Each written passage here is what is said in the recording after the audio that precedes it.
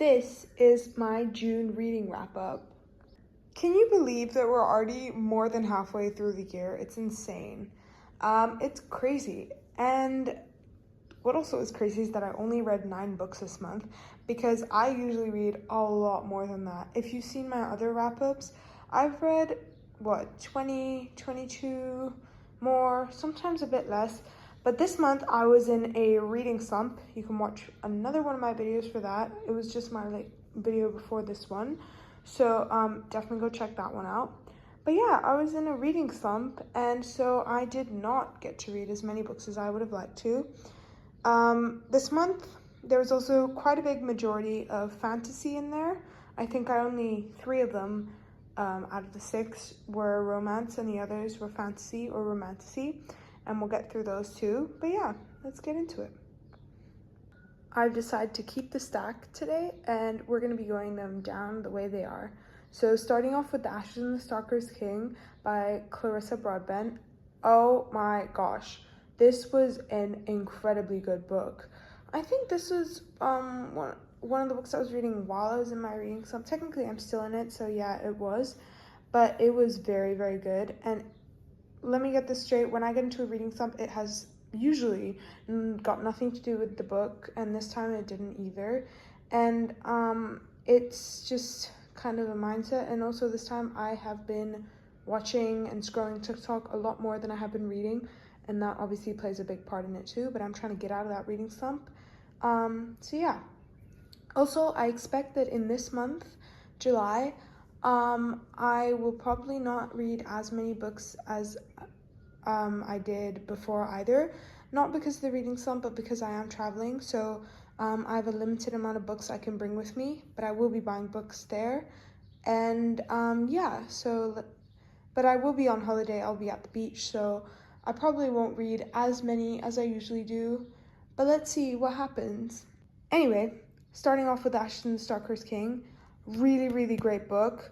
The second book in the Nightborn duet. So this is the Crowns of Nyaxia series. This is the second book in the series. The third book is coming out this year. The first book is The Serpent and the Wings of Night. And both of them are incredible.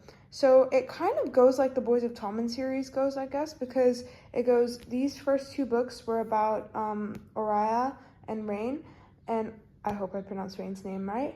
But then we're going to be continuing the series, continuing the political things of what's going on, but it's going to be in a different person's point of view, and I'm really excited for that person's point of view, and I will definitely be continuing the series. It was really, really good. It was quite a thick book as well. I don't think that's the greatest thing I could have done while I was in my reading slump. Again, still in it. I don't know why I'm speaking past tense about it. But so that also made it take quite a long time to read, but it was totally worth it because it was a really, really good book. Moving on to this phenomenon, which completely took over my For You page for a while, and for a good reason. This is the first Crimson Moth book, Heartless Hunter, and whoa, okay, witches, fantasy, romantasy, enemies to lovers. It was just amazing, and that cliffhanger at the end blew me away. This took me, I think, 1 day to read, maybe 1.5. But yeah, I also read this during my reading slump, but I read it much faster. It is smaller, but it was a really, really good book, and I would definitely recommend this book as well because, yeah, it was just, there's no words. It's like amazing. And I think I did rate it 5 stars or 4.5 stars, something like that. Really, really good. Then we are moving on to Sorcery of Thorns by Margaret Rogerson. Whoa, okay. This is a standalone book. Also, Heartless Hunter was the first book in the series. But yeah, this is a standalone book. And oh my gosh, it was so good. It was like a literal fairy tale. First off, I really like the cover. Some people get annoyed by the half cover thing. I don't. I think it's quite cute, actually. And yeah, I wouldn't prefer my books to be half cover, but I like this one because it's floppy, as you can see, so it works for me. Anyway, little spoil to the next one, but this one, really, really, really, really good. Enemies to lovers, fantasy, strong FMC, and there was a mystery in it too, which was really good as well. I keep on saying really good. but it was really, really good and definitely worth it. It felt like I was reading a fairy tale with a bit more blood and gore, obviously, but yep. Anyway, yeah, that's the next book that I read. Now, moving on to the first of the 3 romance books that I read in the month is Redeeming Six by Chloe Walsh in the Boys of Tommen series. I adore the Boys of Tommen series. I was quite skeptical when people first started talking about it. I was like, it can't be like that good, you know? Then I read it and whoa, blew my mind away. I'm definitely going to be reading Taming 7 this month, but yeah, in my opinion, I did enjoy Binding 13 and Keeping 13 more than Saving and Redeeming 6. And I mean, Joey and Aphie's story was really cute. Aphie's story? Yeah, I don't know how to pronounce it. It's Irish, I think, the names. But yeah. Anyway, their story was really, really good. It was cute. It was, you know, like, it had a powerful story, emotions. I love how the, like, character development and how he kind of saved himself, basically, redeemed himself, and just, you know, bounced back from everything that was going on. And I loved his journey. I loved her journey. Somehow, actually, I cannot say that because that would be a spoiler, but so I will spare you guys from spoilers.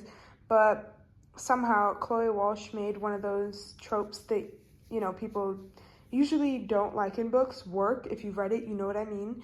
But yeah, it was really, really good, and I will definitely be continuing this series too. So Kingdom of the Feared, Kingdom of the Cursed, and Kingdom of the Wicked is part of the trilogy that I read as well. I will not be doing individual recommendations, partially because I'm losing sun out here, and I do want to finish this video today so I can give it to you guys as soon as possible. But yeah, this entire series, amazing. I kind of did go into my reading slump in the middle of Kingdom of the Cursed, but that did not, when I'm in a reading slump, it just means that I don't read as often, I don't feel like reading, but it does not change my views on the books. They were all amazing, all incredible stories, enemies to lovers, fantasy. I was blown away, you know? I love her writing. I read Throne of the Fallen, unfortunately, before I read these books, and they didn't really make it clear that Throne of the Fallen was in the same world, so you should probably read this trilogy before you read that one. There was quite a big spoiler in there, but never mind about that because it still gave me the full effect. And I would still not recommend reading Throne of the Fallen before, but after you read this entire trilogy. Now that we are done with the fantasy aspect of this, we're going to go on to Mariana Zapata from Lukov with Love. Oh my gosh! I read From Lukov with Love and When Gracie Met the Grump by Mariana Zapata. Oh my gosh! Mariana Zapata is now one of my all-time favorite authors. Incredible, spectacular. Oh my gosh. I keep on saying oh my gosh, because oh my gosh. It was amazing. It was mind-blowing. I'm out of words. Like, there's no words you can describe her writing. It's incredible, and she's become one of my favorite authors, and I am so lucky because From Lukov with Love is actually a first edition version of that book, so I'm lucky to have that in my hands too. And yeah, so I adored their story. I love the enemies to lovers. Also, Grumpy X Sunshine, friends to lovers, sort of enemies to lovers too. I enjoyed the fantasy in that too. There's a really tiny bit of fantasy, more sci-fi in it. And I loved how she kind of just threw it in there because I was expecting a normal book. I was kind of confused about the whole superhero thing, and then I read it and I was like, oh my gosh. And I loved it.